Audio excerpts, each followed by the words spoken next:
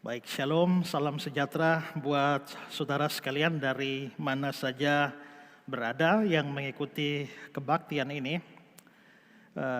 Sampai saat ini dalam 2 minggu terakhir kita masih berbakti secara online karena seperti diberitakan pada minggu lalu salah seorang dari aktivis gereja yaitu Koster positif COVID dan karenanya pada minggu kemarin kita kebaktian online dan seluruh aktivis gereja mengikuti tes pada minggu lalu. Dan rupanya hasil tesnya itu menunjukkan bahwa ada lagi yang positif, yaitu saudara Mariam yang adalah WL kita dan sekarang sedang isolasi mandiri. Dan karena itu pada hari ini kita masih berbakti secara online dan diharapkan kita semua akan kembali normal, kebaktian bersama-sama, baik secara online maupun juga tatap muka pada hari Kamis nanti, atau hari tanggal 13 pada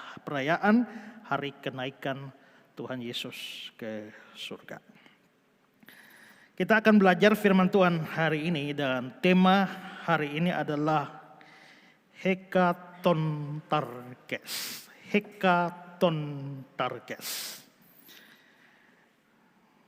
Mari kita lihat teks Matius 8 ayat 5 sampai 13. Ketika Yesus masuk ke Kapernaum, datanglah seorang perwira mendapatkan dia dan memohon kepadanya, "Tuan, hambaku terbaring di rumah karena sakit lumpuh dan dia sangat menderita." Yesus berkata kepadanya, "Aku akan datang menyembuhkannya." Tetapi jawab perwira itu kepadanya, "Tuan, aku tidak layak menerima Tuan di dalam rumahku. Katakanlah saja sepatah kata, maka hambaku itu akan sembuh. Sebab aku sendiri seorang bawahan dan di bawahku ada pula prajurit. Jika aku berkata kepada salah seorang prajurit itu, 'Pergi,' maka dia pergi. Dan kepada seorang lagi, 'Datang,' maka ia datang. Ataupun kepada hambaku, 'Kerjakan ini,' maka dia mengerjakannya." Setelah Yesus mendengar hal itu, heranlah ia dan berkata kepada seorang orang yang mengikutinya, "Aku berkata kepadamu, sesungguhnya iman sebesar ini tidak pernah aku jumpai pada seorang pun di antara orang Israel. Aku berkata kepadamu, banyak orang akan datang dari timur dan barat dan duduk makan bersama-sama dengan Abraham, Ishak dan Yakub dalam kerajaan sorga. Sedangkan anak-anak kerajaan itu akan dicampakkan ke dalam kegelapan yang paling gelap. Di sanalah akan terdapat ratap dan kertak gigi." Lalu Yesus berkata kepada perwira itu, "Pulanglah dan jadilah kepadamu seperti yang engkau percaya." Maka saat itu jugalah sembuhlah hambanya. Tema kita adalah Hekatontarkes. Apa itu Hekatontarkes? Nanti saudara akan temukan jawabannya waktu saya membahas bagian ini. Tapi cukup sekarang tahu tema kita adalah Hekatontarkes. Nah, kita baru saja baca Matius 8 ayat 5 sampai ayat 13. Dan kisah yang sama itu juga tercatat dalam Injil Lukas. Lukas pasal 7 ayat 1 sampai ayat 10. Itu kisah yang sama. Tapi kalau saudara baca Matius 8 tadi, baca juga dengan Lukas pasal 7, saudara akan menemukan ada cerita atau ada tulisan yang berbeda, ada cara penceritaan yang berbeda di sana. Nah, apa bedanya dua kisah ini dalam versi Matius dan versi Lukas? Nah, di dalam versi Matius yang kita barusan baca ini, kita bisa melihat bahwa perwira itu datang kepada Yesus dan meminta Yesus menyembuhkan hambanya. Ya, coba kita lihat Matius 8 ayat 5 dan 6 tadi. Ketika Yesus masuk ke Kapernaum, datanglah seorang perwira mendapatkan dia, memohon kepadanya, "Tuan, hambaku terbaring di rumah karena sakit lumpuh. Dia sangat menderita." Datanglah seorang perwira mendapatkan dia. Berarti perwira ini sendiri yang datang kepada Yesus. Bukan orang lain. Perwira ini sendiri yang datang kepada Yesus. Dikatakan demikian, datanglah seorang perwira mendapatkan dia. Tapi kalau kita baca dalam versi Lukas, bukan perwira itu yang datang. Coba Lukas pasal 7 ayat 3 dan 4. Ketika perwira itu mendengar tentang Yesus, dia menyuruh beberapa orang tua-tua Yahudi kepadanya untuk meminta supaya dia datang menyembuhkan hambanya. Mereka datang kepada Yesus dan dengan sangat mereka minta pertolongan, katanya, dia layak engkau tolong. Mereka datang kepada Yesus. Siapa yang datang? Bukan perwira itu, tapi orang tua-tua yang diminta oleh perwira itu untuk datang pada Yesus. Maka pertanyaan kita sekarang adalah, sebenarnya perwira itu datang sendiri atau orang-orang suruhannya yang datang pada Yesus? Kalau bagian ini dibaca oleh orang-orang liberal, maka dengan sangat mudah mereka menuduh bahwa Alkitab bertentangan satu sama lain. Karena yang satu bilang perwira datang sendiri, yang satu bilang utusannya tua-tua yang datang. Tapi benarkah bagian ini bertentangan? Sebenarnya tidak. Ini bukanlah sebuah persoalan kalau kita mengerti kebiasaan Yahudi, tapi juga masih merupakan kebiasaan kita bahwa apabila si A tidak melakukan sesuatu, tapi dia memerintahkan si B melakukannya, maka apa yang dilakukan itu dapat dianggap sebagai dilakukan oleh si B, tapi juga dapat dilakukan oleh si A. Ini juga kebiasaan kita. Kalau saya cerita pada saudara-saudara, saya sedang bangun rumah di Manutapen. Saya sedang bangun rumah. Apakah saya yang bikin campuran? Apakah saya yang pasang batu bata, saya yang pasang atapnya? Tidak. Kenapa? Yang kerjakan itu adalah para tukang, bukan saya. Tapi saya mengatakan, saya bangun rumah di Manutapen. Yang bangun Pak Tukang, bukan saya. Tapi kenapa saya bisa mengatakan saya bangun rumah? Karena Pak Tukang itu melakukan atas perintah saya. Karena itulah maka biarpun bukan tangan saya langsung, tapi bisa dan benar kalau dikatakan saya bangun rumah. Tukang bangun rumah benar, saya bangun rumah benar karena tukang melakukannya berdasarkan perintah saya. Hal semacam ini ada beberapa contoh di dalam Alkitab. Misalnya soal Yesus membaptis. Injil Yohanes mengatakan Yesus membaptis orang. Perhatikan Yohanes 3 ayat 22 dan 26. Sesudah itu Yesus pergi dengan murid-muridnya ke tanah Yudea dan dia diam di sana dan membaptis. Dia diam di sana dan membaptis. Berarti Yesus membaptis. Lalu mereka datang kepada Yohanes dan berkata kepadanya, Rabi, orang yang bersama dengan engkau di seberang sungai Yordan, yang tentang dia engkau telah memberi kesaksian, dia membaptis juga. Dan semua orang pergi kepadanya. Dia, Yesus membaptis juga. Maka dari sini jelas Yesus membaptis. Tapi sebenarnya Yesus bukan Yesus yang baptis. Coba perhatikan Yohanes 4 ayat 1 dan 2. Ketika Tuhan Yesus mengetahui bahwa orang-orang Farisi telah mendengar bahwa dia memperoleh dan membaptis murid lebih banyak dari Yohanes. Terus ayat 2. Meskipun Yesus sendiri tidak membaptis melainkan murid-muridnya. Yesus sendiri tidak membaptis melainkan murid-muridnya. Tadi dikatakan di dalam Yohanes 3, Yesus membaptis. Yohanes pasal 4, Yesus tidak membaptis. Jadi sebenarnya Yesus baptis atau tidak? Yang membaptis adalah murid-muridnya. Yesus sendiri tidak. Tapi murid-muridnya pasti membaptis atas perintah Yesus. Maka dapat dikatakan Yesus juga membaptis. Contoh yang lain adalah soal permintaan Yakobus dan Yohanes supaya minta satu duduk di kiri, satu duduk di kanan. Dalam Matius pasal 20 dikatakan ibu dari Yakobus dan Yohanes meminta kepada Yesus untuk kedua anaknya itu. Matius 20 ayat 20-21. Maka datanglah ibu anak-anak Zebedeus. Yang datang nih ibunya, bukan Yakobus Yohanes langsung. Maka datanglah ibu anak-anak Zebedeus serta anak-anaknya itu datang pada Yesus, lalu sujud di hadapannya untuk meminta kepadanya.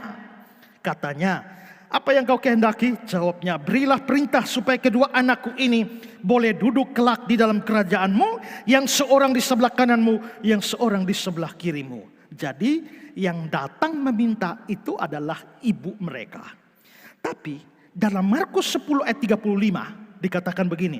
Lalu Yakobus dan Yohanes anak-anak Zebedeus mendekati Yesus dan berkata kepadanya, Guru, kami harap supaya engkau kiranya mengabulkan permintaan kami.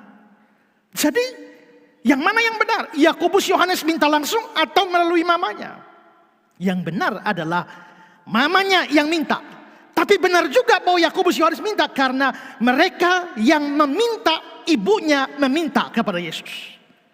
Nah, dari contoh-contoh ini maka kita bisa melihat bahwa sebenarnya tidak ada persoalan. Apakah perwira itu langsung minta pada Yesus? Ataukah tua-tua utusannya? Yang menghadap Yesus adalah tua-tua itu. Tapi mereka menghadapnya atas permintaan dari perwira itu. Maka benar juga dikatakan bahwa perwira itulah yang datang dan meminta kepada Yesus. Jadi bagian ini tidak ada pertentangannya. Ya. Nah, itu sedikit penjelasan tentang perbandingan versi Matius dan versi Lukas.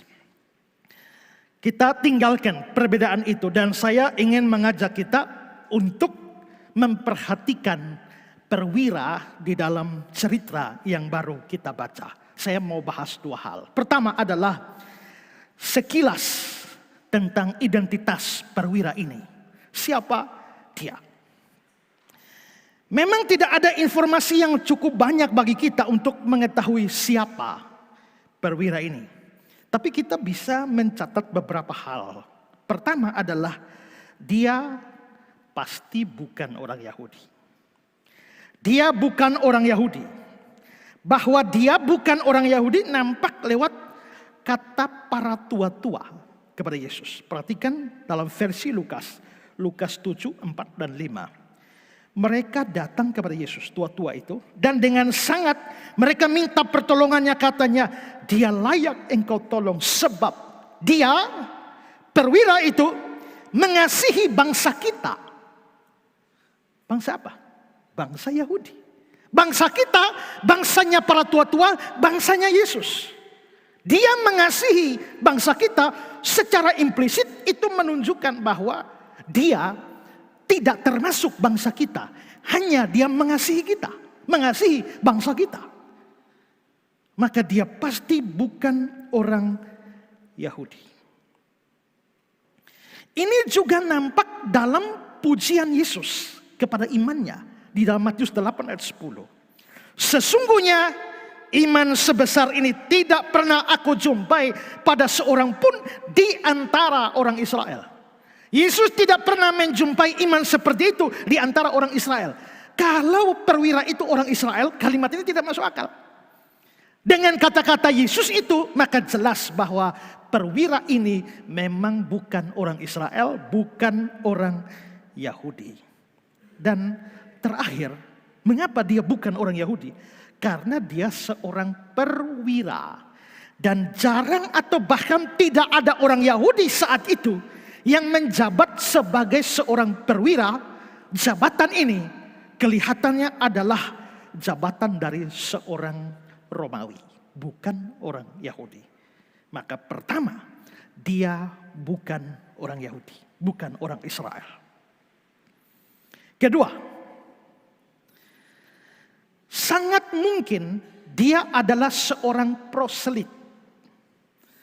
Proselit itu adalah sebutan bagi orang non-Yahudi yang masuk agama Yahudi. Orang agama lain, orang kafir yang masuk memeluk agama Yahudi. Itu disebut orang proselit.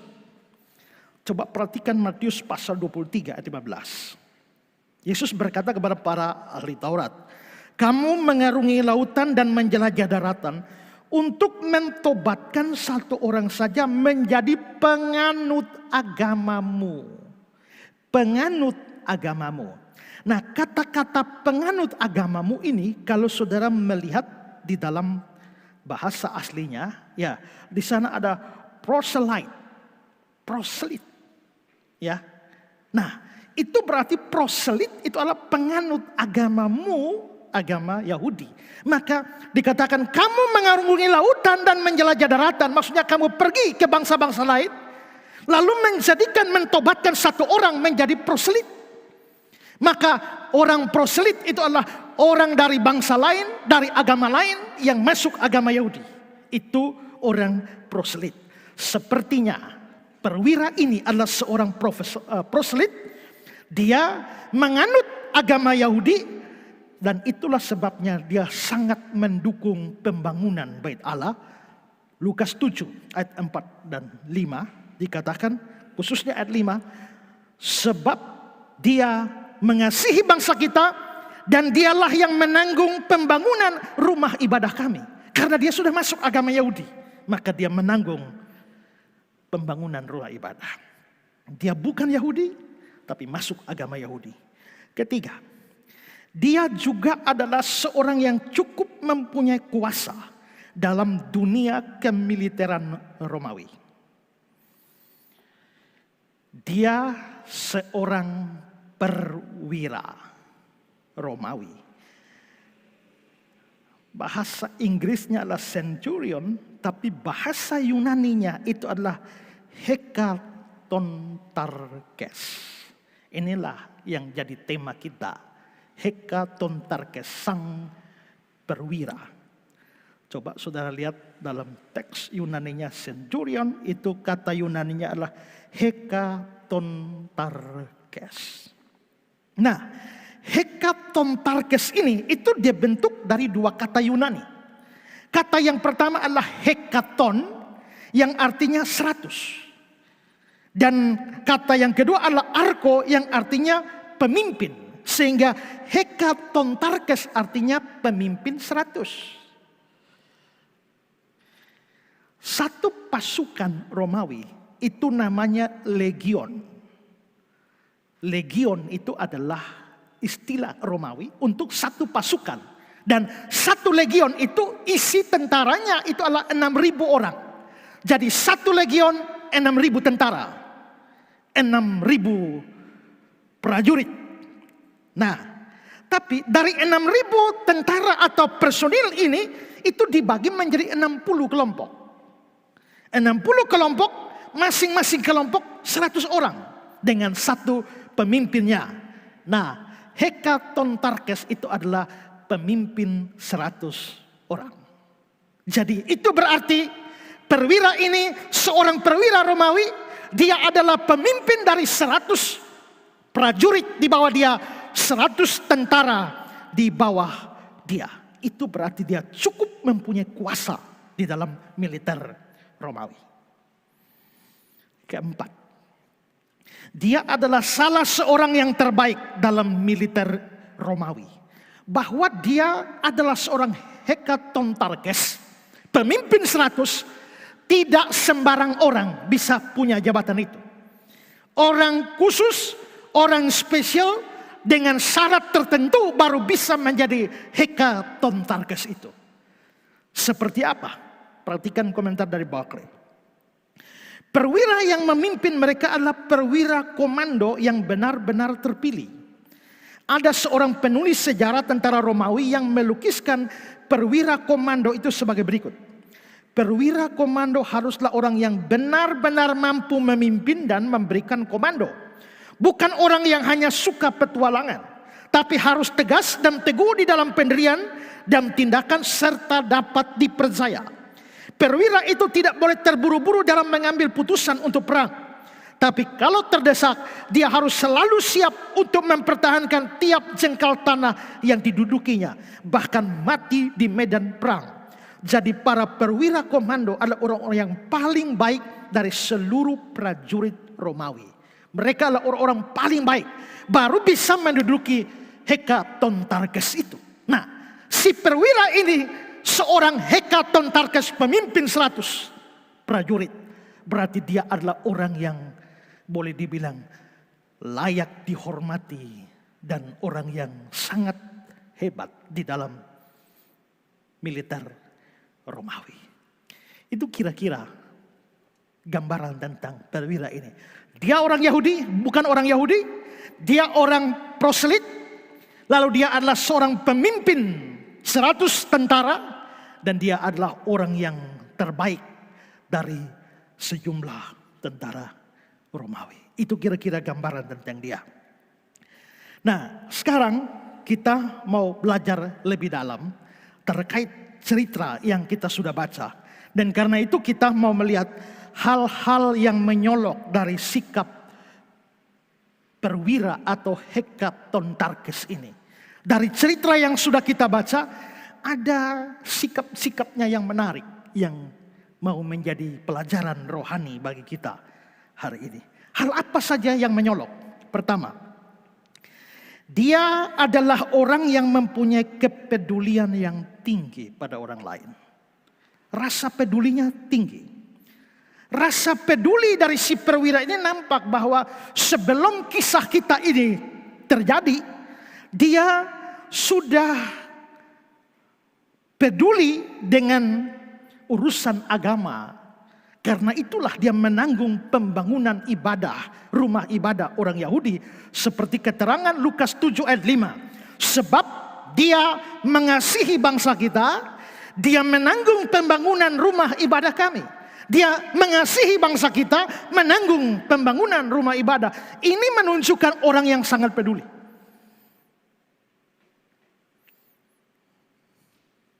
Ada orang yang hanya mengasihi tapi pelit. Katanya mengasihi tapi pelit. Ada orang yang bisa membantu pembangunan rumah Tuhan, tapi sebenarnya tidak ada kasih. Ini sama seperti ada orang yang kalau bicara gereja, sayang pada gereja, suka pada gereja, tapi keluar duit untuk gereja, pelitnya minta ampun. Tapi ada orang yang rajin kasih duit untuk gereja, tapi sebenarnya hati tidak mengasihi gereja Tuhan. Tapi perwira ini dia mengasihi bangsa kita, dia menanggung pembangunan rumah ibadah kami. Berarti memang pada dasarnya dia seorang yang peduli. Tapi saudara, dalam cerita yang kita baca ini, kepeduliannya nampak dari fakta. Dia mau meminta pertolongan dari Yesus untuk menyembuhkan seorang hamba. Perhatikan ayat 5 dan 6 dari Matius 8. Ketika Yesus masuk ke Kapernaum, datanglah seorang perwira mendapatkan dia dan memohon kepadanya, Tuan, hambaku terbaring di rumah karena sakit lumpuh. Dia sangat menderita. Hambaku. Di sini Alkitab Indonesia menggunakan kata hamba. Itu tidak terlalu kuat artinya. Mestinya adalah budakku, dulosku.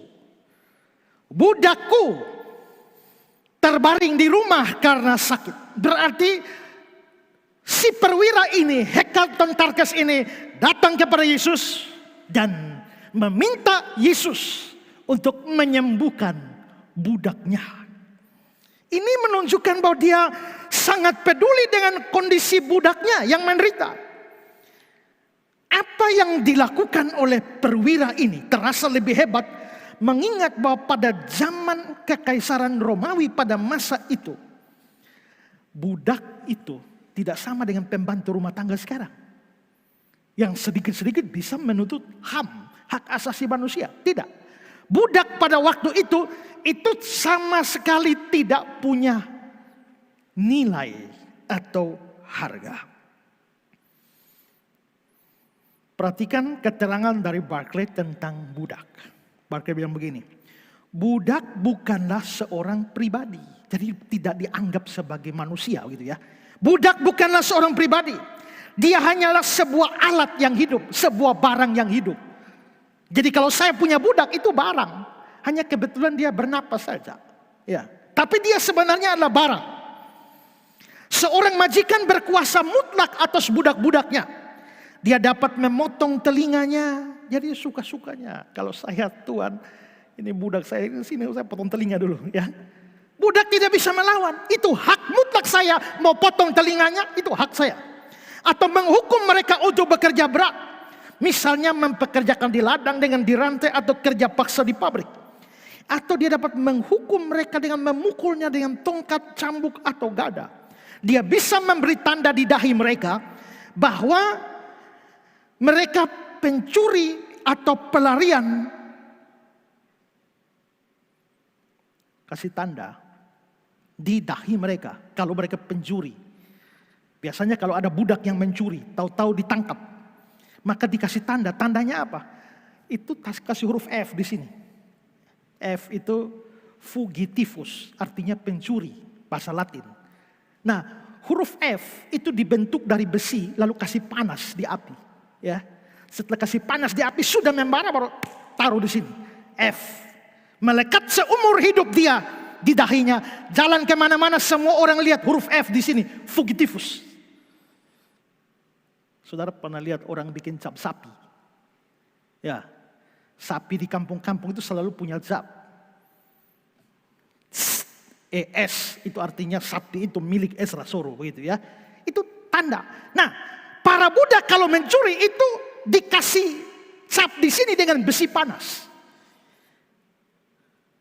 Terus jika terbukti tidak dapat dibela lagi, dia dapat menyalibkan mereka. Jadi Tuhan bisa salibkan budak. Nah, kalau begitu kita bisa lihat bahwa menjadi budak ini susah sekali. Dan tidak ada harganya di mata para tuan, para majikannya. Barclay juga menceritakan tentang seorang yang bernama Fedius Polio yang langsung melemparkan budaknya ke dalam kolam ikan yang ganas. Hanya karena dia menjatuhkan gelas. Jadi tuan itu punya kolam ikan. Ikan-ikan ganas misalnya seperti piranha yang makan. Buang apa saja ke dalam mereka makan. Nah, si budak jatuhkan gelas, dia pegang di batang leher, dia lempar ke dalam kolam. Langsung dikerbuti ikan-ikan buas, makan sampai habis. Itu budak.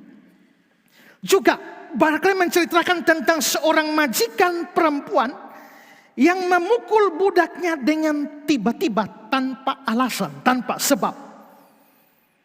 Hanya karena dia memang suka mendengar suara kesakitan dari para budak. Duduk-duduk santai-santai. Kalau sekarang kan habis minum kopi, kepengen, wah santai.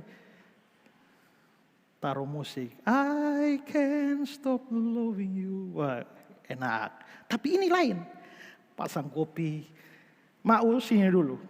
Lu duduk di situ, tiara di situ, cambuk dia. Maka si mau dicambuk sedemikian rupa sampai tuannya menikmati kopi sambil mendengar suara kesakitan dari budak yang dicambuk. Sebagai hiburan bagi tuannya. Perhatikan lagi komentar Barclay. Seorang ahli pertanian Romawi yang bernama Farah menguraikan adanya 3 macam alat pertanian. Perhatikan, ini alat pertanian. Yaitu yang bisa berucap dan yang tak bisa berucap dan yang bisu. Itu 3 macam. Alat-alat yang bisa berucap itu termasuk budak-budak. Jadi budak itu alat pertanian yang bisa ngomong. Ya, bedanya dia sama pacul dan linggis adalah pacul dan linggis tidak bisa ngomong. Tapi pada dasarnya mereka sama-sama alat. Ya. Alat-alat yang bisa berucap termasuk budak-budak. Alat-alat yang tidak bisa berucap terdiri dari lembu dan hewan lainnya. Dan alat-alat yang bisu terdiri dari alat-alat bendawi. Perbedaan antara budak dan hewan atau alat-alat bendawi lainnya hanyalah bahwa budak itu bisa berucap dan berbicara. Budak yang sudah tua atau sakit-sakitan atau dianggap kelebihan bisa dibuang demikian saja oleh majikannya. Ini sudah sakit-sakit, ini budak suruh kerja, dia gula darah, dia asam urat, buang saja di jalan. Ya, bawa ke ketapang satu sana buang. Itu memang dilakukan. Coba saudara bandingkan dengan 1 Samuel 30:13. Kemudian bertanyalah Daud kepadanya, budak siapakah engkau dan dari manakah engkau? Jawabnya, aku ini seorang pemuda Mesir, budak kepunyaan seorang Amalek. Tuanku meninggalkan aku karena 3 hari yang lalu aku jatuh sakit. Begitu dia jatuh sakit, budaknya kasih tinggal dia di jalan. Jadi pada masa itu kita bisa lihat budak itu begitu rendahan dan tidak perlu diperhatikan. Kalau sakit tinggalkan saja, buang saja. Dianggap tidak berguna dan merepotkan. Karena itu seandainya budak dari perwira ini sakit dan perwira ini suruh pergi buang di laut sana, itu masuk akal dan lumrah.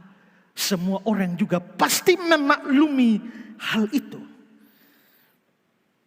Tapi yang menariknya adalah perwira ini datang kepada Yesus, meminta kepada dia untuk menolong budakku yang sedang sakit dan menderita. Ini sesuatu yang luar biasa. Karena itu jelas bahwa tindakan dia meminta pertolongan bagi budaknya itu adalah sebuah kepedulian yang sangat luar biasa, yang tidak biasa, tidak lumrah untuk zaman itu.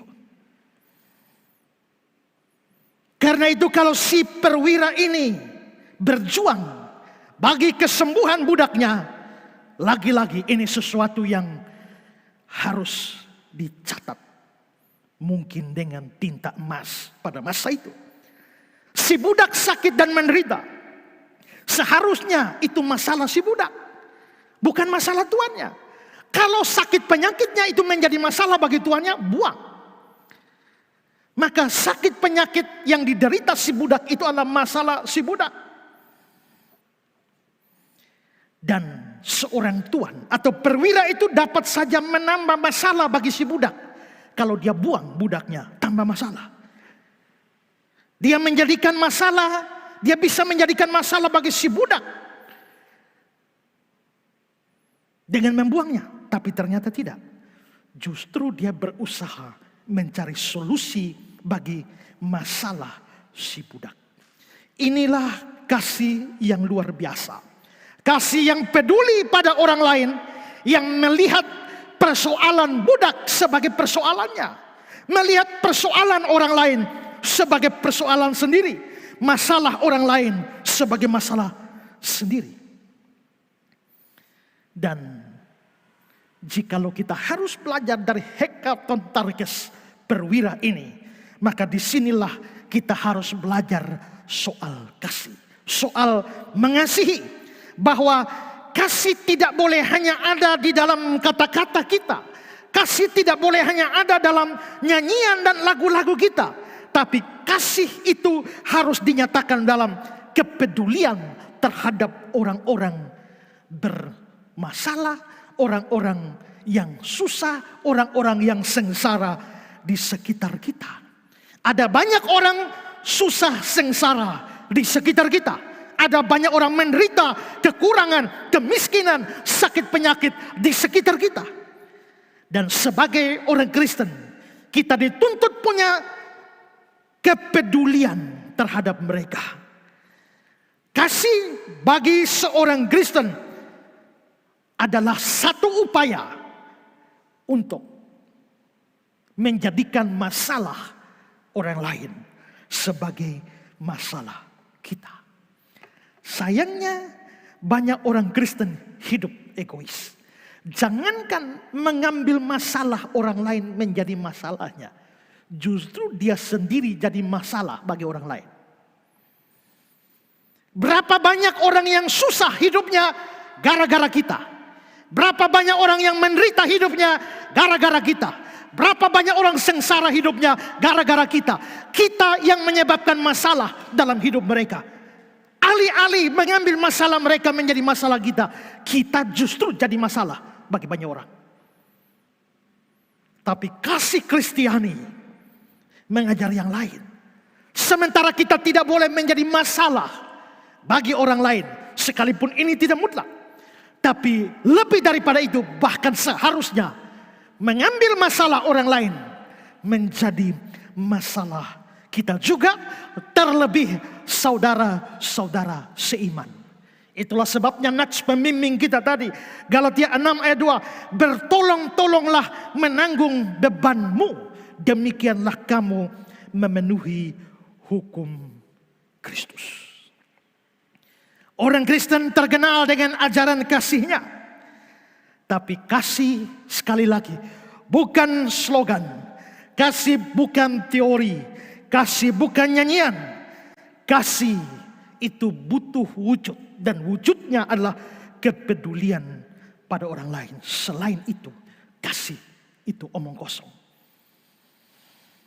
Dalam surat Yakobus mengatakan dalam Yakobus 2, 15-16, jika seorang saudara atau saudari tidak mempunyai pakaian dan kekurangan makanan sehari-hari, dan seorang dari antara kamu berkata, selamat jalan, kenakanlah kain panas, makanlah sampai kenyang, tapi dia tidak memberikan kepadanya apa yang perlu bagi tubuhnya, apa gunanya itu?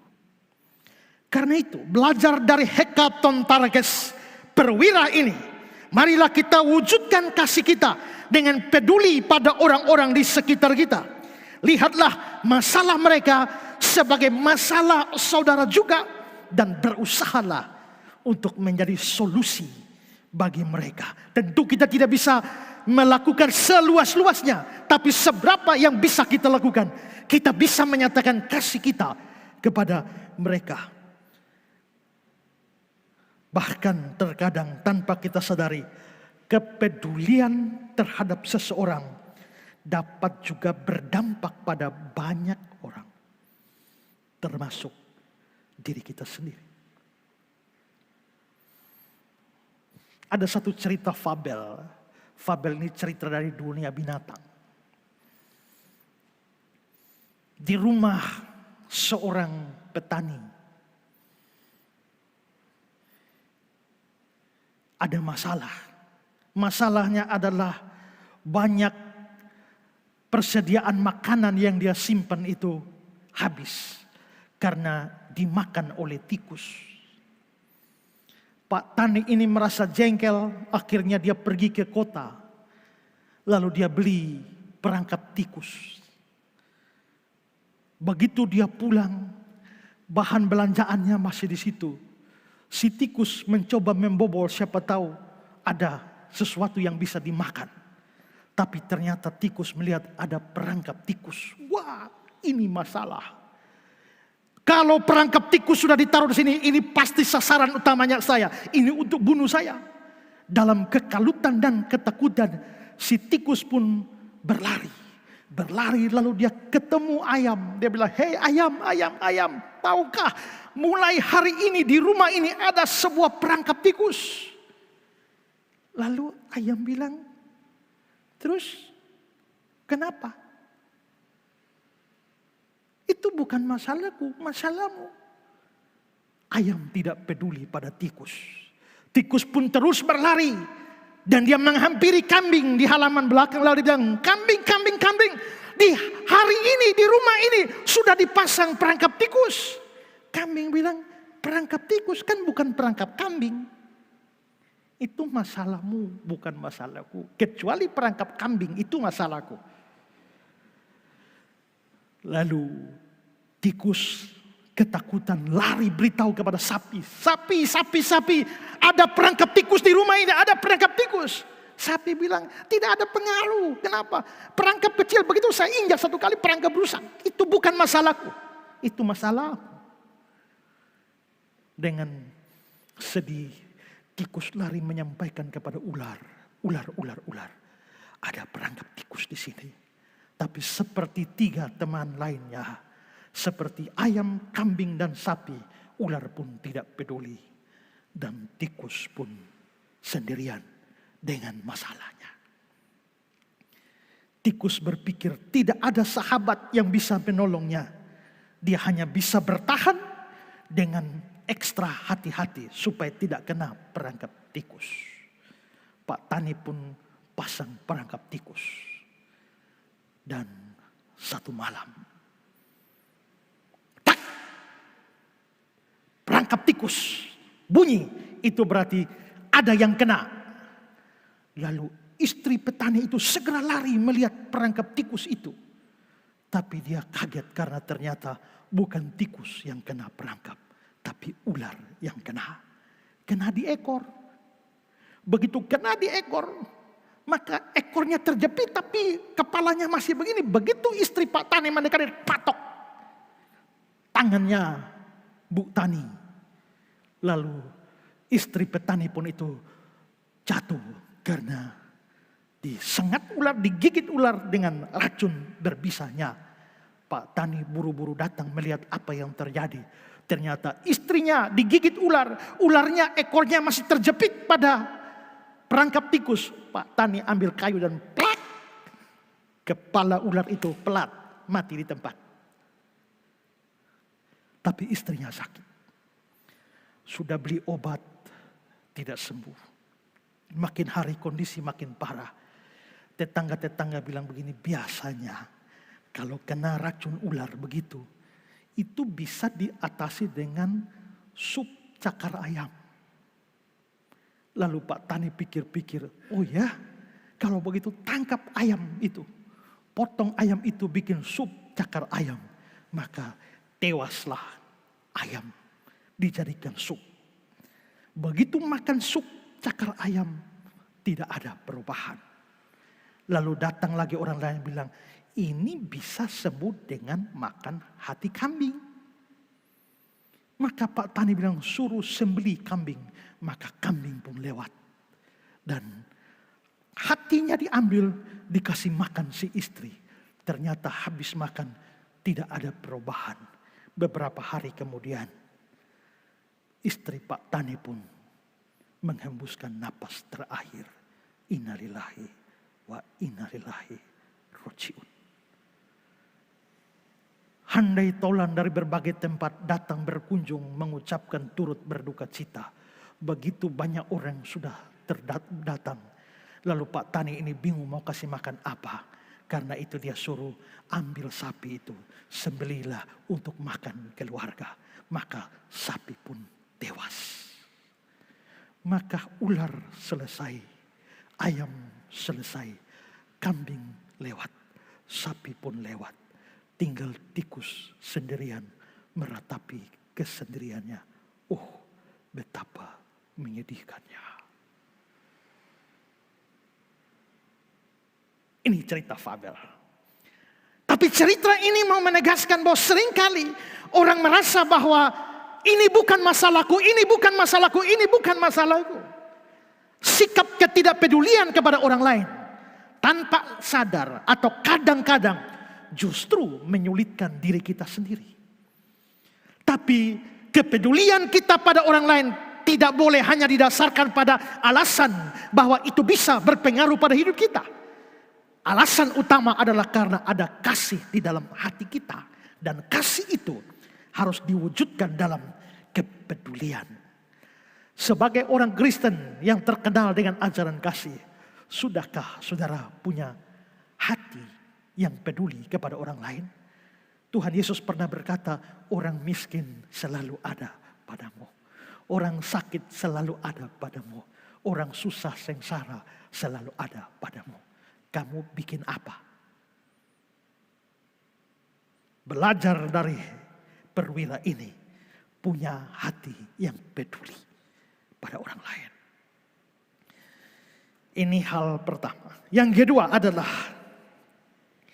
dia adalah orang yang mempunyai penghargaan yang tinggi kepada sesama manusia. Tadi sudah saya jelaskan dalam poin sebelumnya, dalam dunia pada zaman itu, seorang budak sangatlah tidak berharga. Dia dianggap barang atau benda. Hanya perbedaannya adalah dia bisa bicara, bisa berucap. Karena itu budak dapat diperlakukan sesuka hati oleh majikannya. Mau disiksa, mau dibuang, mau dibunuh, disalibkan, terserah. Bahkan saya lupa menambahkan informasi satu lagi tadi. Kalau saudara baca dalam Matius 19, dia bilang ada orang yang tidak dapat kawin karena memang dilahirkan demikian. Ada orang yang tidak dapat kawin karena dibuat demikian oleh orang lain. Ada orang yang tidak kawin karena oleh kemauannya sendiri untuk kerajaan Allah. Berarti ada 3 jenis orang yang tidak bisa kawin. Tidak kawin. Satu lahir demikian. Berarti dia mungkin cacat. Ada ketidaknormalan dalam alat kelaminnya sehingga tidak bisa kawin. Yang ketiga, karena kerajaan Allah dia menyerahkan dirinya. Jadi ini daripada menikah lalu urus istri anak repot, dia tidak bisa melayani dengan maksimal. Dia memutuskan tidak menikah supaya bisa melayani dengan baik. Tapi yang kedua, dijadikan demikian oleh orang lain. Berarti ada orang yang kawin tidak bisa kawin karena dijadikan demikian oleh orang lain. Maksudnya apa? Nah, saudara-saudara, zaman dulu biasanya tuan-tuan, majikan-majikan laki-laki itu punya selir banyak, istri banyak. Mereka ditempatkan dalam asrama-asrama khusus perempuan yang namanya harem. Dan setiap harem itu ditempatkan beberapa budak untuk menjaga. Budak laki-laki untuk menjaga. Tapi tuannya khawatir. Kalau sampai si budak penjaga ini main sama selir-selirnya. Karena itulah sebelum ditugasi menjaga harem, para budak itu dikebiri. Dipotong alat kelaminnya. Supaya tidak macam-macam dengan para selir. Dengan kata lain, kalaupun si tuan mau kebiri budak, budak bisa apa? Lu mau kebiri saja sudah. Yang orang yang sudah dikebiri itu namanya sida-sida. Makanya di kisah para rasul ada sida-sida dari Ethiopia. Coba periksa, itu pasti sudah dikebiri itu, ya. Nah, karena itulah maka budak ini diperlakukan apa saja. Sebagai barang, sebagai binatang, suka-suka tuannya. Betapa rendahnya nilai seorang budak. Tidak ada kewajiban majikan hormat budak. Tidak ada kewajiban majikan mencintai budak, menyayangi budak. Tidak ada. Tapi bagaimana dengan perwira ini? Lukas 7 ayat 2. Di situ ada seorang perwira yang mempunyai seorang hamba, mestinya budak, yang sangat dihargainya. Yang sangat dihargainya. Dalam versi King James, who was there unto him, yang disayanginya. Berarti saudara, perwira ini menghargai budaknya, menyayangi budaknya. Itu berbeda dengan perlakuan para majikan pada masa itu terhadap para budak. Ini berarti bahwa si perwira ini tidak melihat budaknya sebagai barang, sebagai benda seperti pandangan umum saat itu. Dia melihat, dia memperlakukan si budak layaknya seorang manusia. Maka Bolan mengatakan agaknya ia menghargai budaknya sebagai sesama manusia. Sekalipun status sosialnya begitu rendah, tapi budak itu tetap adalah manusia yang secara hakiki derajatnya sama. Dan karenanya dia layak diperlakukan sebagai manusia di mata perwira itu. Dan jikalau tadi kita belajar soal kepedulian dari perwira ini, sekarang kita perlu belajar dari perwira ini di dalam memandang orang lain, di dalam melihat orang lain, di dalam menilai orang lain, di dalam menghargai orang lain.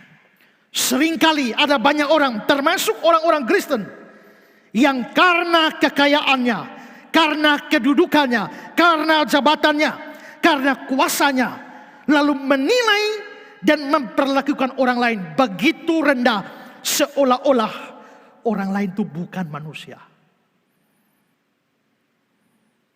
Mereka merasa bahwa harkat dan martabat mereka begitu tinggi hanya karena pakaian yang mereka kenakan, hanya karena mobil yang mereka kendarai, hanya karena kursi yang mereka duduki.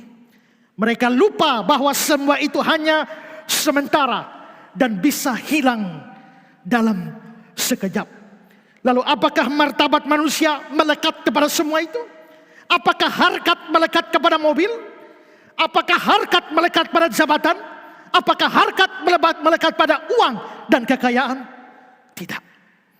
Ingat, seorang manusia sudah adalah manusia saat dia dilahirkan.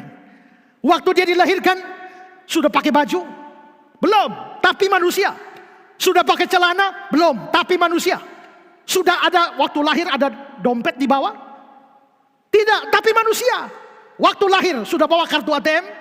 Tidak, tapi manusia. Dia tidak punya apa-apa, telanjang, tapi manusia. Berarti kemanusiaannya tidak terletak pada semua yang melekat. Dia sudah manusia sejak dari sononya, sejak dia dilahirkan. Manusia adalah manusia sekalipun telanjang.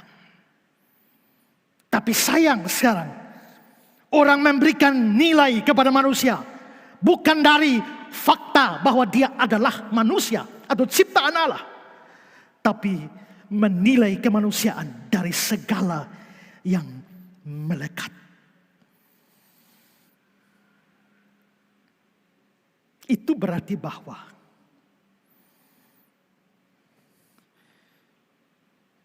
tanpa apa-apa, tanpa harta kekayaan, tanpa jabatan atau kedudukan, tanpa status sosial,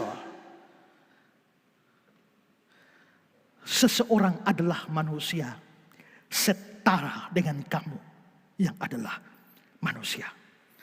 Karena itu, kalau saudara adalah orang yang merasa diri terlalu hebat, terlalu tinggi, terlalu besar, lalu melihat, menilai, memperlakukan orang lain dengan begitu rendah dan hina, sadarlah, itu bukan hanya kebodohan, tapi dosa. Amsal 11 ayat 12 mengatakan, siapa yang menghina sesamanya tidak berakal budi. Bodoh kalau orang menghina sesamanya. Terjemahan Indonesia sehari-harinya berkata, menghina orang lain adalah perbuatan yang dungu. Amsal 14 ayat 21, siapa menghina sesamanya berbuat dosa. Maka bertobatlah saudara, kalau seandainya saudara seperti itu, memandang orang lain dengan rendah dan hina karena segala yang saudara miliki. Bertobatlah karena Tuhan bisa membuat saudara merayap pada waktu-waktu yang akan datang. Ini termasuk saudara yang suka memaki orang seenaknya. Ingat, yang saudara maki dengan nama-nama binatang itu adalah manusia ciptaan Tuhan. Merendahkan mereka setara dengan binatang adalah penghinaan bukan hanya kepada mereka, tapi kepada Tuhan yang menjadikan, yang menciptakan mereka. Bahkan bisa jadi sedang menghina diri sendiri. Seorang bapak memaki anaknya. Kode ini, kode itu monyet dalam bahasa Kupang. Saya tidak tahu saudara yang lain tahu atau tidak. Tapi kode ini itu monyet ini. Lalu anak itu menjawab, Bapak, beta, saya memang kode. Tapi lu mesti ingat di mana-mana kode pun Bapak juga kode. Kamu mesti ingat di mana-mana anaknya, bapaknya monyet itu juga monyet. Jadi kalau saya monyet, kau juga. Kalau saya kode, bapak juga. Kadang-kadang menghina orang lain itu juga menghina diri sendiri. Tapi terlebih menghina Tuhan yang menciptakannya. Karena itu yang biasa masih suka maki-maki orang, bertobatlah hari ini. Yang suka menggunakan kata-kata kotor, mulut yang suka menghina orang lain, memandang rendah orang lain, bertobatlah kamu. Karena nilaimu sendiri tidak lebih daripada orang yang kamu hina. Bahkan akhlakmu menjadi begitu rendah dari orang yang kamu hina. Belajarlah menilai, Belajarlah menghargai setiap orang karena dia manusia, bukan karena kedudukan, kekayaan, pangkat jabatan, dan lain-lain yang sifatnya sementara dalam hidup ini. Henry mengucapkan kata-kata ini, karena kita semua dibuat dari tanah yang sama, oleh tangan yang sama, dan berdiri sederajat di hadapan Allah. Dibuat dari tanah yang sama, tangan Allah yang sama, berdiri sederajat di hadapan Allah. Dalam satu pesta makan minum, ini cerita dari Irak sana. Dalam satu pesta makan minum, di mana banyak orang pergi, banyak orang kaya dengan pakaian yang mentereng masuk ke dalam pesta itu. Lalu seorang nama Nasaruddin Hoja hanya memakai baju kaos biasa, pergi masuk karena dia memang dapat undangan. Ya, pada waktu dia masuk ke sana, dia mau masuk, penjaga pintu lihat dari bajunya tidak layak, lalu mencegah dia masuk. Dia bilang, ya tapi saya bawa undangan, tidak peduli undangan, kamu tidak layak masuk. Dia sudah berusaha jelaskan, dia tetap tidak bisa masuk. Dia diusir pulang. Dengan sedih Nasaruddin Hoja pulang. Lalu dia mengambil bajunya yang terbaik. Lalu dia pakai baju yang terbaik. Begitu dia sampai ke pintu penjagaan, penjaga melihat bajunya yang bagus, tanpa babi bu, persilahkan dia masuk. Lalu dia berpikir, mengapa tadi saya ditolak? Karena baju. Kenapa saya sekarang diterima? Karena baju. Berarti sebenarnya yang mereka hargai ini bukan saya, tapi baju. Yang mereka ingin undang ini bukan saya, bukan Nasaruddinnya. Yang mereka ingin undang itu baju. Makanya begitu baju jelek tidak bisa masuk, begitu baju bagus bisa masuk. Nasaruddin terus dalam pikirannya sampai tiba saatnya makan malam. Begitu semua orang sudah siap makan, Nasaruddin maju terlebih dahulu. Di meja yang penuh dengan makanan dia ambil kursi, lalu dia taruh kursi di situ, lalu dia buka baju bagusnya, dia taruh di atas kursi itu, lalu dia berteriak, "Hei baju, makanlah, makanlah, makanlah." Karena sebenarnya yang mereka mau, mereka hargai, mereka undang itu engkau, bukan aku. Jadi hai baju, makanlah karena engkaulah yang diundang. Itu cerita yang tragis yang menunjukkan bahwa seringkali orang memang bukan menghargai kemanusiaan, tapi apa yang melekat. Itu juga berarti bahwa jangan memberikan penghargaan yang begitu tinggi. Sebenarnya kamu biasanya tidak menghargai orang. Tapi begitu lihat orang kaya kamu hargai. Begitu lihat orang hebat kamu hargai. Begitu lihat orang pejabat engkau hargai. Tapi begitu lihat orang biasa kamu tidak hargai. Yang kamu hargai manusianya atau yang melekat. Jikalau kamu memang menghargai orang, tidak peduli dia di atas atau dia di bawah, penghargaan mesti sama. Karena dibuat dari tanah yang sama, dengan tangan yang sama, dan berdiri sederajat di hadapan Allah.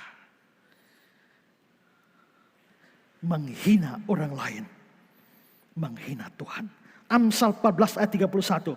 Siapa menindas orang lemah, menghina penciptanya.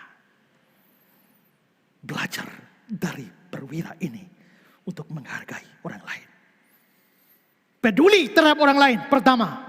Kedua, menghargai orang lain. Ketiga, dia adalah orang yang mempunyai kerendahan hati yang luar biasa. Perwira ini, Hekapton Tarkes ini, punya kerendahan hati yang luar biasa. Kerendahan hatinya nampak lewat rasa tidak layaknya ketika Yesus mau masuk ke rumahnya. Ayat 7 dan 8. Yesus berkata kepadanya, "Aku akan datang menyembuhkannya." Tapi jawab perwira itu kepadanya, "Tuan, aku tidak layak menerima Tuan dalam rumah. Aku tidak layak menerima Tuan." Versi Lukas pasal 7 ayat 67. Lalu Yesus pergi bersama-sama dengan mereka. Ketika ia tidak jauh lagi dari rumah perwira itu, perwira itu menyuruh sahabat-sahabatnya untuk mengatakan kepadanya, Tuhan,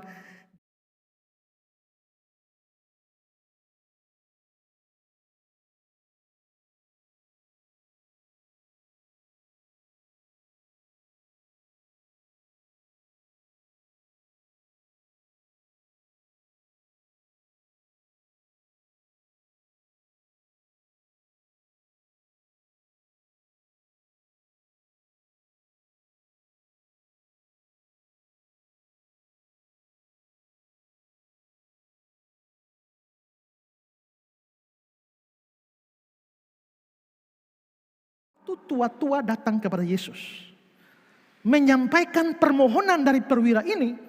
Tua-tua menyampaikan bahwa dia layak. Perhatikan ayat 4 dari Lukas 7. Mereka datang kepada Yesus dan dengan sangat mereka meminta pertolongannya, katanya, dia layak engkau tolong. Dia layak, dia layak. Tapi perwira itu sendiri berkata, aku tidak layak. Mengapa dia rasa tidak layak? Tidak layak dalam hal apa? Begini, kelihatannya ketidaklayakan ini berhubungan dengan kebiasaan atau adat istiadat atau tradisi orang Yahudi dalam memperlakukan orang non-Yahudi. Karena bagi orang Yahudi, orang non-Yahudi itu kotor, cicik. Makanya orang Yahudi tidak mau bergaul dengan orang non-Yahudi. Perhatikan Yohanes 18 ayat 28. Maka mereka membawa Yesus dari Kayafas ke gedung pengadilan. Ketika hari masih pagi, mereka orang-orang Yahudi sendiri tidak masuk ke gedung pengadilan itu, supaya jangan menajiskan diri. Kenapa masuk gedung pengadilan kok menajiskan diri? Apa masalahnya dengan gedung pengadilan? Karena di gedung pengadilan itu ya orang-orang Romawi yang mengadili. Maka orang Romawi ada di gedung pengadilan. Kalau orang Yahudi masuk ke ruang pengadilan, maka mereka satu ruangan dengan orang non-Yahudi, itu najis. Jadi bagi orang Yahudi tidak bisa berada satu ruangan dengan orang non-Yahudi. Itu hukum mereka. Saudara ingat di dalam cerita Kisah Para Rasul waktu Petrus disuruh pergi ke rumah Kornelius. Kornelius bukan orang Yahudi. Lalu waktu ketemu Kornelius, Petrus bilang apa? Kisah 10 ayat 28. Dia berkata kepada mereka, kamu tahu betapa kerasnya larangan bagi seorang Yahudi untuk bergaul dengan orang-orang bukan Yahudi atau masuk ke rumah mereka. Betapa kerasnya. Tidak boleh bergaul, tidak boleh masuk. Tapi karena Tuhan perintahkan, Petrus dalam tanda petik terpaksa masuk. Tapi setelah Petrus masuk ke rumah Kornelius, apa yang terjadi? Di Kisah 11 ayat 2 dan 3. Ketika Petrus tiba di Yerusalem, orang-orang dari golongan yang bersunat, itu orang Yahudi, berselisih pendapat dengan dia. Kata mereka, engkau telah masuk ke rumah orang-orang yang tidak bersunat dan makan bersama-sama dengan mereka. Petrus dikecam karena masuk rumah orang non-Yahudi, apalagi makan bersama-sama mereka. Itu hukumnya haram di dalam tradisi Yahudi. Perhatikan Markus 7 ayat 3 dan 4. Perhatikan ini ya. Sebab orang-orang Farisi seperti orang-orang Yahudi lainnya tidak makan kalau tidak melakukan pembasuhan tangan lebih dulu. Karena mereka berpegang pada adat istiadat nenek moyang mereka. Ayat 4. Dan kalau pulang dari pasar, mereka juga tidak makan kalau tidak lebih dahulu membersihkan dirinya. Jadi saudara, kalau orang Yahudi pulang dari pasar, tidak akan makan kalau tidak cuci tangan, tidak akan makan kalau membersihkan dirinya. Kenapa? Ini bukan karena nanti cuci tangan karena kotor, karena debu, bukan. Ini bukan cuci tangan karena bisa kena virus corona, bukan. Ya. Ini cuci tangannya bukan masalah kesehatan, ini masalah keyakinan, masalah budaya. Keyakinannya bagaimana? Perhatikan komentar dari John Ellicott. Orang Yahudi yang fanatik tidak akan memasuki rumah orang non-Yahudi, atau duduk di kursi yang sama dengan mereka, atau makan minum dari wadah yang sama. Terus bandingkan dengan Markus pasal 7:34. Debu dari sebuah kota kafir sangat najis. Jadi kalau di situ di pasar ada banyak orang non-Yahudi, saya pergi ke sana, ke pasar, bisa saja debu berterbangan dari orang Yahudi kena ke saya. Atau bahkan angin yang telah kena dari orang non-Yahudi berhembus kena pada saya. Maka saya najis, itulah sebabnya pulang saya harus bersihkan diri. Maka saudara lihat fanatisme orang Yahudi begitu ekstrim. Nah, kalau betapa kerasnya larangan itu, Yahudi akan merasa najis dan kotor kalau masuk rumah non-Yahudi. Sekarang perwira dalam cerita ini bukan orang Yahudi. Yesus orang Yahudi. Nah, kalau Yesus masuk rumah non-Yahudi, rumah perwira itu, Yesusnya dianggap najis. Atau kalau dia menerima Yesus dan menjamu Yesus makan di rumahnya, itu melanggar hukum Yahudi. Atau kalau dia datang menyambut Yesus, bersentuhan dengan Yesus, itu najis. Bolan bilang begini, ternyata juga bahwa ia, perwira itu, mengetahui dan menghargai pendapat orang-orang Yahudi, sehingga dia tidak mau menyakiti perasaan mereka. Sebab barangkali yang dimaksudkannya ialah supaya Yesus sebagai seorang Yahudi tidak usah menajiskan dirinya dengan memasuki rumah seorang yang bukan Yahudi. Perhatikan ini saudara. Sebagai seorang yang punya kedudukan yang cukup tinggi dalam dunia militer Romawi, sebagai seorang yang telah berjasa di dalam membiayai pembangunan rumah ibadah, dan sebagai seorang yang mungkin adalah seorang proselyt, bisa saja dia merasa layak, merasa pantas didatangi dan ditolong oleh Yesus seperti pikiran tua-tua Yahudi. Tapi ternyata tidak demikian.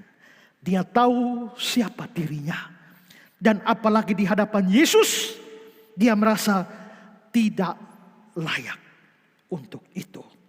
Semua ini menunjukkan orang ini punya kerendahan hati. Kerendahan hati dan rasa tidak layak seperti ini jugalah yang mestinya ada dalam setiap kita. Kita memang tidak boleh merasa tidak layak karena kita bukan orang Yahudi. Karena apa? Karena tembok yang memisahkan Yahudi dan non-Yahudi itu sudah runtuh di dalam Kristus, seperti kata Galatia 3 ayat 28. Dalam hal ini tidak ada orang Yahudi atau orang Yunani. Kamu semua adalah satu dalam Kristus Yesus. Kita tidak boleh merasa tidak layak karena kita bukan orang Yahudi. Tapi kita harusnya merasa tidak layak setiap kali kita datang kepada Tuhan, baik dalam ibadah maupun doa-doa kita, seperti yang dirasakan oleh seorang pemungut cukai dalam Lukas pasal 18. Dia tidak berani menengadah ke langit, melainkan memukul diri dan berkata, "Ya Allah, kasihanilah aku orang berdosa." Ya, kita memang tidak layak berdiri di hadapan Allah atau berdoa kepadanya atau melayaninya karena kita penuh dengan dosa. Henry bilang, perhatikanlah, ketika kita datang kepada Kristus dan kepada Allah melalui Kristus, kita harus merendahkan diri dan bersimpuh di hadapannya dengan mengakui diri kita tidak layak sebagai makhluk yang hina dan pendosa yang keji untuk melakukan apapun baginya, untuk menerima apa saja yang baik darinya, atau untuk berurusan dengan dia dalam hal apa saja. Kita tidak layak. Kita tidak layak datang pada dia, tidak layak melayani dia, tidak layak berbicara kepada dia. Kalau sampai semua itu terjadi, itu semata-mata hanya karena anugerahnya. Ku layak melayani Tuhan, semua karena anugerahnya. Semua semua karena anugerahnya. Atau lagu yang lama, bukan karena kebaikanku. Refnya, semua karena anugerahnya. Semua karena anugerahnya, bukan kelayakan kita.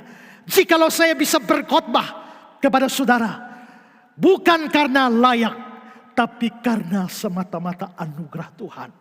Semua kita yang bisa berdiri di hadapan Tuhan, melayani Tuhan, berdoa kepada Tuhan, sadar kita tidak layak untuk itu. Karena kita juga masih penuh dengan dosa, sekalipun kita telah ditebusnya. Hanya anugerah Tuhan yang bisa membuat kita berdiri. Paulus, sekalipun dia rasul besar, beritakan Injil di mana-mana, dirikan gereja di mana-mana, tapi dia tetap punya rasa tidak layak seperti ini. Dalam 1 Korintus 15, 9 dan 10. Karena aku adalah yang paling hina dari semua rasul, bahkan tidak layak disebut rasul. Sebab aku telah menganiaya jemaat Allah. Tapi karena kasih karunia Allah, dia tidak layak. Hanya karena kasih karunia Allah, aku ada sebagaimana aku ada sekarang. Dan kasih karunia yang dianugerahkan kepadaku tidak sia-sia. Sebaliknya aku telah bekerja lebih keras daripada mereka semua. Tapi bukan aku, melainkan kasih karunia Allah yang menyertai aku. Kalau sampai Paulus bisa beritakan Injil, bangun gereja di mana-mana, semua karena kasih karunia anugerah dan bukan karena kelayakan. Dalam surat Efesus dia katakan, dari Injil itu aku telah menjadi pelayannya menurut pemberian kasih karunia Allah yang dianugerahkan kepadaku sesuai pengerjaan kuasanya. Kepadaku yang paling hina di antara segala orang kudus telah dianugerahkan kasih karunia untuk beritakan kepada orang-orang bukan Yahudi kekayaan Kristus yang tidak terduga itu. Kalau kita semua sadar hal ini, saya yakin tidak akan ada orang sombong. Saya yakin tidak ada pendeta yang jadi sombong. Tidak ada pemimpin pujian WL yang jadi sombong. Tidak ada penyanyi yang sombong. Tidak ada seorang pun yang bisa berbangga karena dirinya layak. Jikalau saya bisa berkhotbah, jikalau saya bisa membukakan rahasia firman kepada saudara, bukan karena diri ini layak, tapi semua karena anugerah.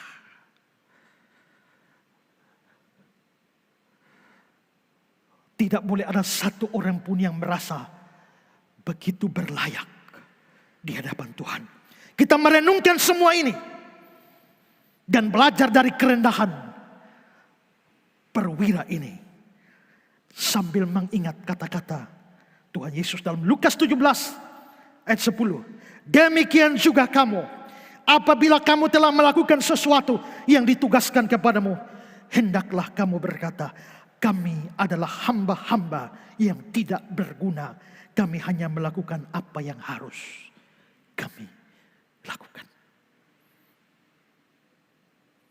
Yang bangga diri, rasa diri hebat, sombongkan semua kemampuan dan karunia apapun yang saudara miliki. Sadar, kita tidak layak. Semua karena anugerahnya. Terakhir, keempat, dia adalah orang yang punya iman yang hebat kepada Yesus. Imannya hebat. Perhatikan ayat 8 dan 9. Tapi jawab perwira itu kepadanya, katakan saja sepatah kata, maka hambaku itu akan sembuh. Yesus, aku tidak layak terima engkau di rumahku. Tidak usah datang ke rumahku. Katakan saja sepatah kata, hambaku pasti sembuh. Iman sekali. Tapi dia berikan alasan dari imannya. Ayat 9. Sebab aku sendiri seorang bawahan. Karena dia kan pemimpin 100. Ada pemimpin legion. Berarti dia bawahan. Dan di bawahku ada pula prajurit. Ada 100 orang. Jika aku berkata kepada salah seorang prajurit itu pergi, maka dia pergi. Kepada seorang lagi datang, maka dia datang. Ataupun kepada hambaku kerjakan ini, maka dia mengerjakannya. Di sini kita bisa melihat sesuatu yang logis dalam pikiran perwira ini. Dia seorang bawahan yang pasti taat penuh kepada pimpinannya, apapun yang dikatakan pimpinannya. Tapi dia juga adalah seorang atasan, dan di bawahnya adalah 100 prajurit yang kalau dia perintahkan tidak ada yang berani melawan. Sangat mungkin bahwa di dalam pikiran perwira ini, jikalau dia perintah seluruh bawahannya ikut, tidak ada yang melawan. Yesus ini pemimpin hebat. Kalau dia perintah, siapa berani lawan? Jadi apa maksud kata-kata dia? Saya kutip kata-kata pendeta Budi Asali. Arti ayat 9. Kalau aku yang adalah seorang bawahan bisa memberi perintah dan perintah itu bisa terlaksana, apalagi engkau Yesus yang bukan seorang bawahan. Engkau Tuhan, Tuhan segala Tuhan, Raja segala Raja. Jikalau alam ini tunduk kepada dia, jikalau setan-setan tunduk kepada dia, jikalau sakit penyakit tunduk kepada dia, apa yang susah baginya, sepatah kata cukup menyelesaikan segala perkara. Karena itu Yesus tidak perlu menajiskan diri dengan datang ke rumahku. Cukup sepatah kata, hambaku itu pasti akan sembuh. Ini iman luar biasa pada kuasa Yesus. Itulah sebabnya ya, bahwa iman ini mendapatkan pujian dari Yesus.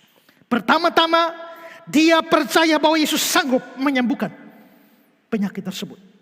Kedua, dia percaya Yesus sanggup menyembuhkannya dari jarak jauh, tidak usah datang.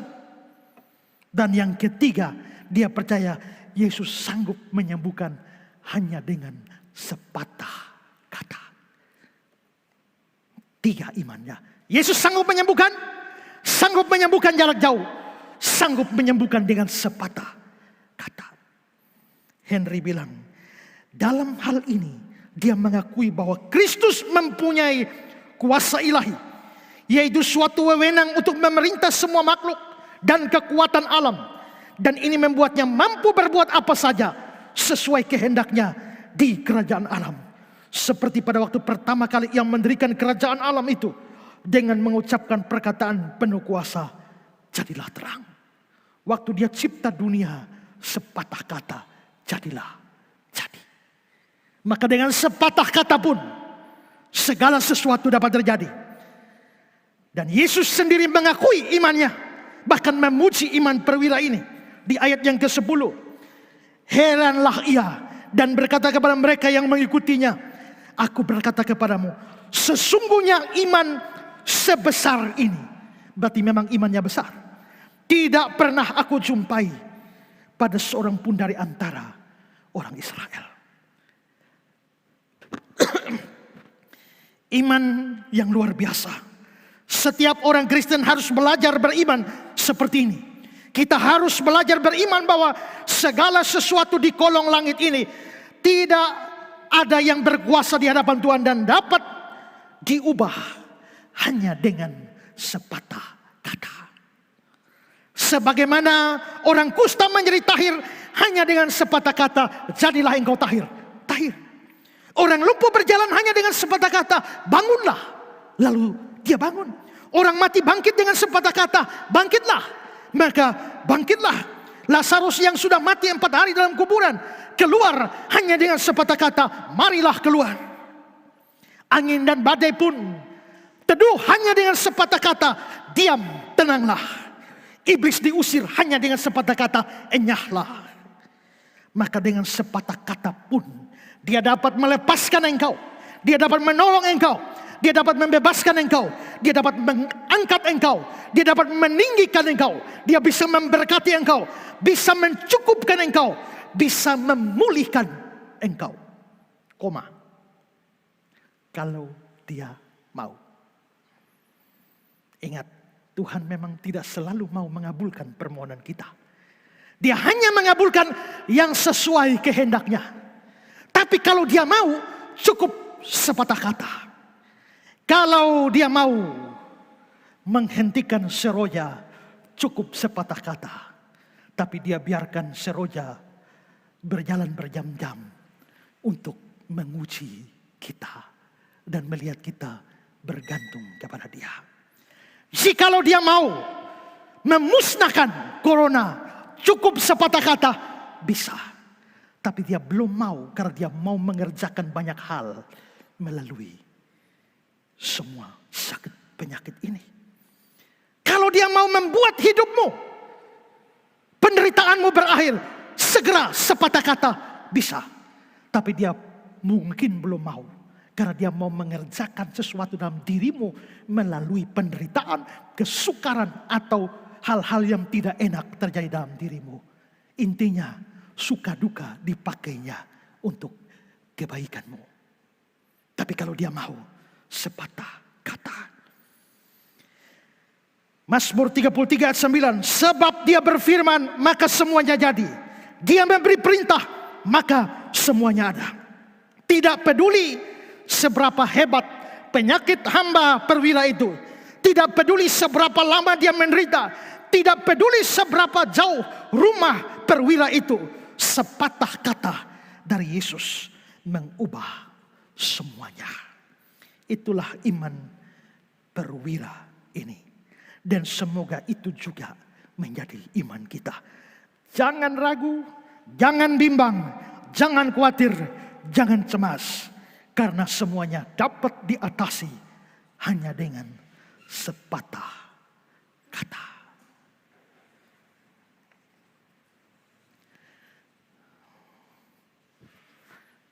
Saya ingat satu cerita. Ini cerita sungguh-sungguh. Ada seorang yang sangat mengasihi Tuhan. Sebut saja namanya John. Dia sangat mengasihi Tuhan. Tokonya ada di seberang jalan. Tapi di seberang jalan sana ada sebuah gereja kecil. Setiap hari John, dia seorang Chinese. Setiap hari pergi ke tokonya. Sebelum masuk toko, dia harus pergi ke gereja. Dan dia berlutut di hadapan Tuhan. Dia berdoa. Tapi doanya aneh. Karena dia tidak minta apa-apa, tidak ngomong apa-apa selain satu patah kata saja. Tuhan, ini Ohe, ini saya, ini Ohe.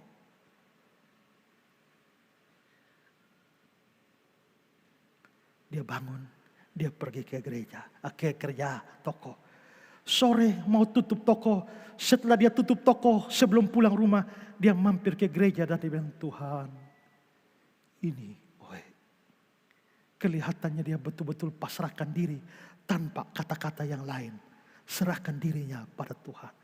Ini Ohe. Besok pagi lagi, Tuhan, ini Ohe. Besok sore, Tuhan, ini Ohe. Itu menjadi kebiasaannya bertahun-tahun. Satu hari, pada waktu dia mau menyeberang ke gereja itu untuk berdoa, tiba-tiba sebuah truk menghantam dia, plak, dan roboh. Dia dilarikan ke rumah sakit. Nyaris tidak tertolong. Masuk ICU sudah koma. Dan dokter sudah angkat tangan. Tidak bisa lagi. Keluarga sudah dikumpulkan. Hanya menunggu saatnya mati. Tidak ada harapan. Tapi beberapa saat kemudian John bangun. Bangun layaknya orang sehat. Tidak merasakan sakit apa-apa. Dokter memeriksa dan dia sembuh total. Lalu mereka tanya, bagaimana hampir mati sudah koma tapi bisa sembuh? Dia bilang, waktu saya dalam keadaan tidak sadar, saya berada dalam kegelapan. Lalu tiba-tiba satu cahaya putih datang menyentuh dia. Tidak kelihatan wajahnya, tapi ada suaranya. Tapi dia tahu kelihatannya itu Yesus. Lalu dari balik cahaya itu muncul suatu kalimat, John, ini Ohe. Dan dia sembuh. Wow. Cukup dengan sepatah kata saja sembuh.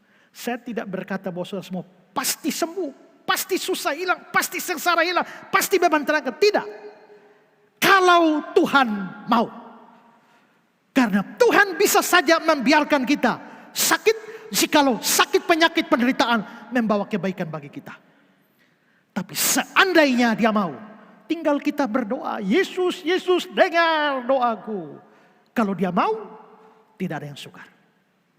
Karena itu apapun kesulitanmu, apapun problemmu, apapun, kuncinya sekarang Tuhan mau atau tidak.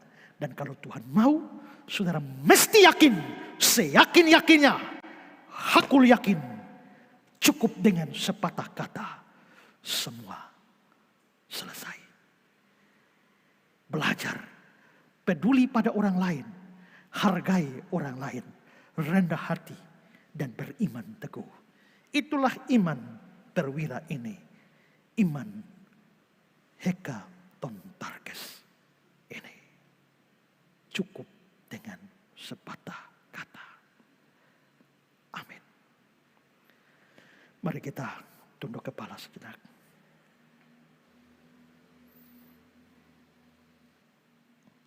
Belajar dari perwira ini. Belajarlah untuk peduli. Apakah saudara sekian lama adalah orang yang egois? Yang tidak pernah peduli dengan problem masalah orang lain. Hari ini firman Tuhan datang mengajarmu supaya peduli. Apakah engkau terbiasa menghargai orang lain dari segala hal yang melekat pada dirinya? Dan bukan pada hakikatnya sebagai manusia. Hari ini belajar juga. Nilai seorang manusia adalah karena dia diciptakan oleh Allah. Sekalipun telanjang adalah seorang manusia. Kamu yang terbiasa menghina, memaki, memandang rendah orang lain. Hari ini bertobat di hadapan Tuhan.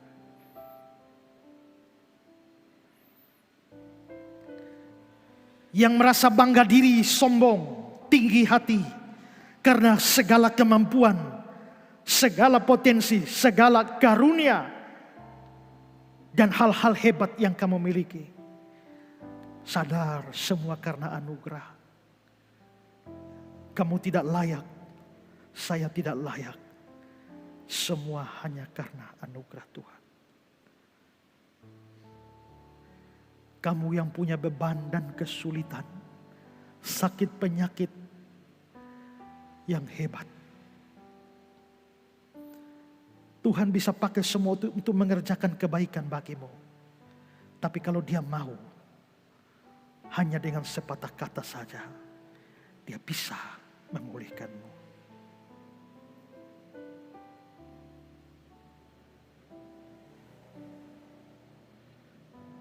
Masing-masing dalam doa kepada Tuhan.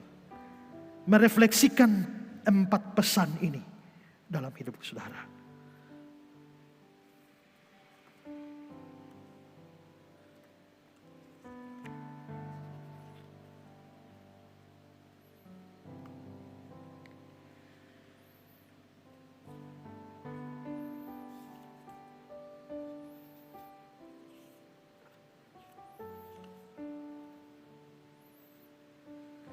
Mari kita sama-sama mengangkat lagu. Semua karena anugerahnya tercurah bagimu.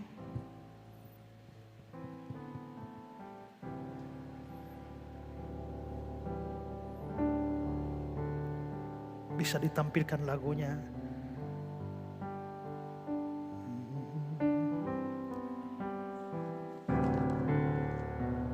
Ku ada sebagaimana ku ada, berdiri menghadap tatamu Bapa, semua karena anugerah-Mu yang telah selamatkanku. Hidup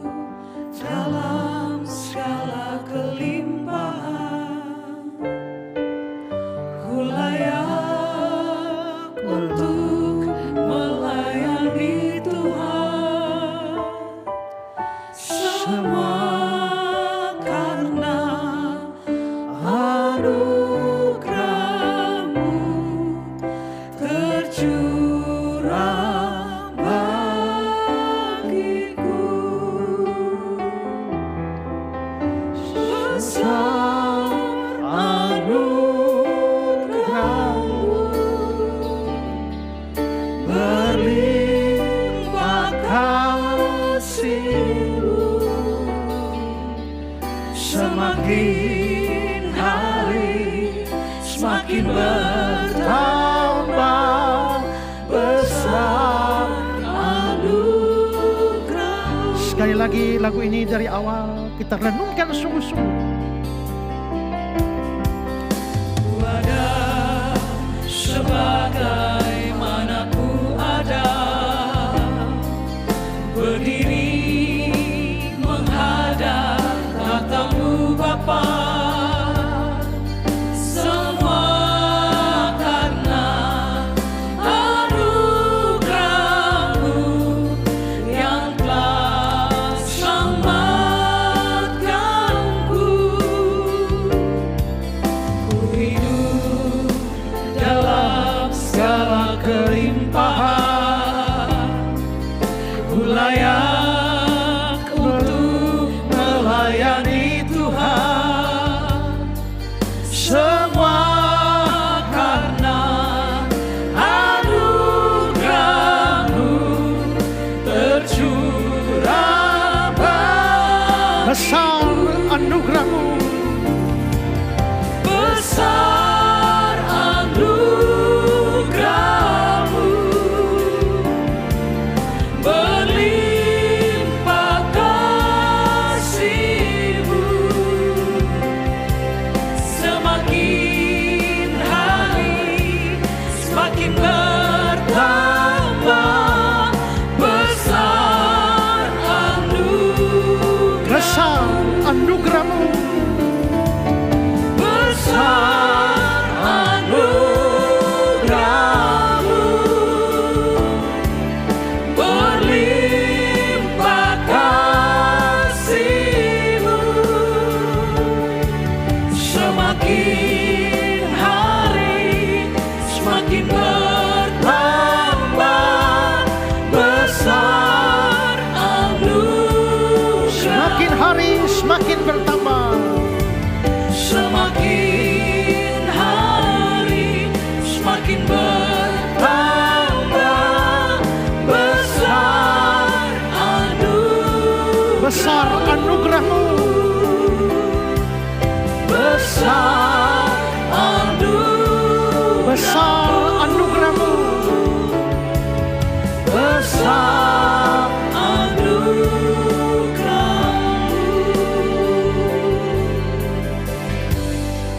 Terima kasih Tuhan untuk firman-Mu. Kami belajar dari sang perwira Hekaton Tarkes ini untuk peduli dengan orang lain, untuk menghargai orang lain, untuk merendahkan hati kami, dan untuk beriman sungguh-sungguh kepada Kristus. Terima kasih untuk pelajaran rohani ini, dan biarlah makin hari kami boleh memuliakan Tuhan, bukan karena kelayakan kami, tapi karena anugerah Tuhan. Dalam nama Yesus kami berdoa.